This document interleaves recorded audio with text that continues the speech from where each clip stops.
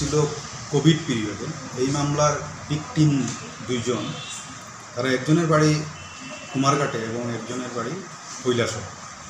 তারা ওই কোভিড সেন্টারে কোভিড এফেক্টেড হয়েছিল। তো ওইখানে কুমারঘাটে কোভিড সেন্টারে তারা এখানে ভর্তি করা হয়।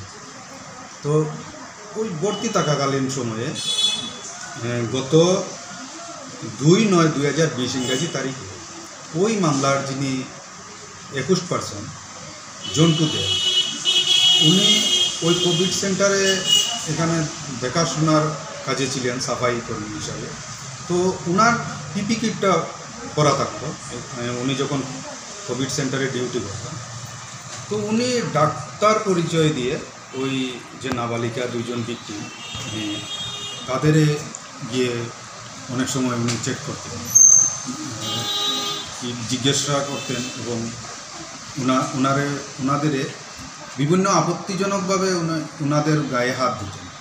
তো 1-2 দিন এভাবে হওয়ার পর ওনাদের সন্দেহ হয়। তখন অন্যান্য যে পেশেন্টগুলো ছিলেন এখানে কোভিড সেন্টারে তাদের সঙ্গে ওনারা আলোচনা করেন এবং ঘটনাটা ওই কোভিড সেন্টারে যে ইনচার্জ ছিলেন ডক্টর, ওনাকে জানানো হয়।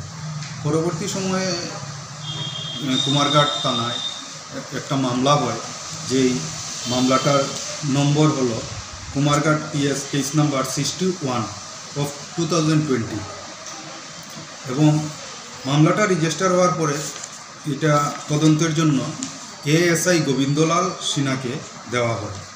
উনি তদন্ত করে গত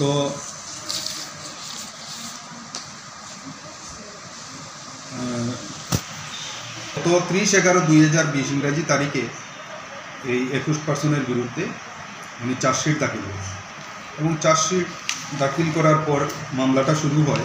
প্রসিকিউশন পক্ষে টোটাল 16 জন সাক্ষীর সাক্ষ্যবাক্য গ্রহণ করা হয় এবং আজকে অবশেষে